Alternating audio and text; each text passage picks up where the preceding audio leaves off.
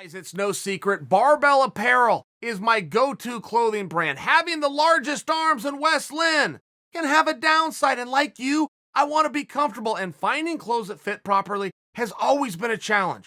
Barbell Apparel was built for guys like me. I love their tees, their jeans are amazing, but it doesn't stop there.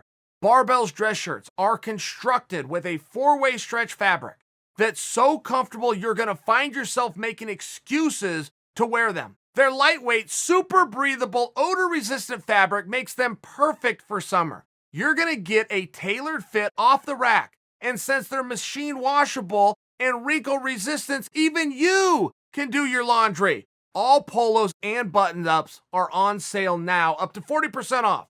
Go to barbellapparel.com.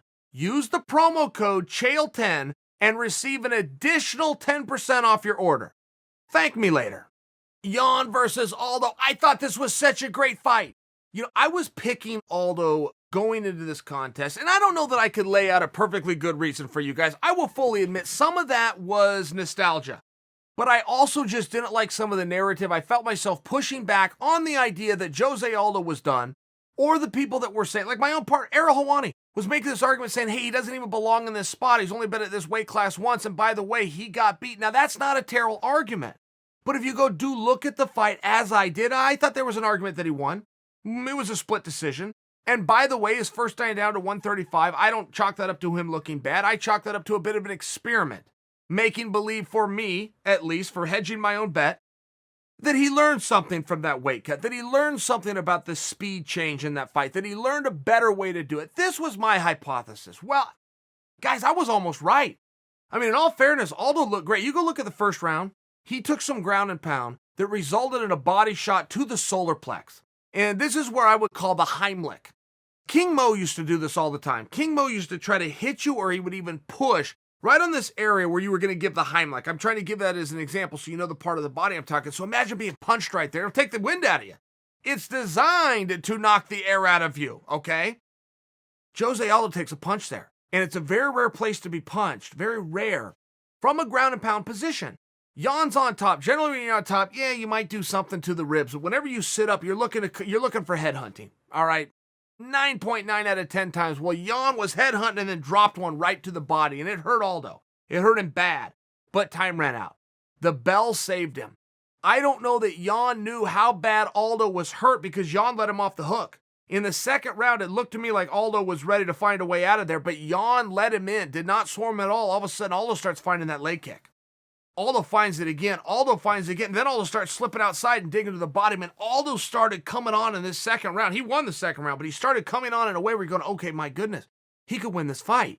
And Aldo was dipping out, and he was going right to the liver. The exact same shot to the exact same side with the exact same setup that Stipe Miocic used to defeat Daniel Cormier. Stipe Miocic needed 14 of those shots to put the great DC down.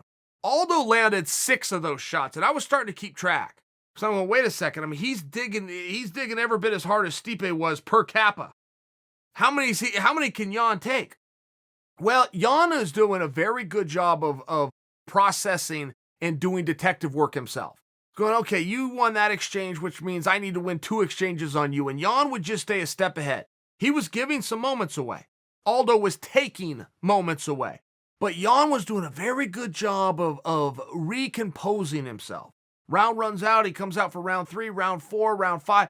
He finally gets Aldo in a precarious position doing some ground and pound and ultimately was able to find a stoppage. But to act as though this wasn't a great fight, look, it was. And you do have to immediately look forward. And what happened? Henry Cejudo inserted himself in the conversation, went to social media and said, I would have destroyed Petr Yan, gave him no congratulations, said I would have ran right through you. It makes you wonder, is Henry going to come back and take on Yan? I mean, that would be so baffling and weird if he only sat out for one fight, waited for somebody else to grab the strap, who he would have been challenging anyway, and then comes in to try to set the record straight. It would be baffling. I would not be bullish on that idea, but I wouldn't put it past Henry. Henry likes to do crazy things. I would not put it past him. Now, let's talk about what I think we can count on. And that's Aljo. Aljo was told, as Sandhagen was told, as the world was told, before that contest, the winner is going to fight the winner of Yan versus Aldo. I think that needs to be honored personally. I think that's a great fight. I think Aldo has a very good chance in that contest. Set that idea aside because I think that's where we're going. We still got some fun at 135. Don't forget, Cody Garbrandt is still at 135, and Cody Garbrandt versus Yan has to happen. They had the dust up in the back, whoever started that and however that started, it happened. Somebody went up to the other one, and the other one has the right to answer for it, period. I feel the same way about that as I do with Masvidal and Leon and the three-piece in the soda. Something happened there. The other guy has a chance to answer for it, so I think that we're going to have a little bit of fun at 135. I really think that 135 is in very good hands right now. I don't know that our question of where should Yan go next or what is Yan going to do next is quite as relevant as what is Aldo going to do next. I think a very lazy idea would be Aldo's done. Aldo might be done. Maybe it was championship or bust, maybe.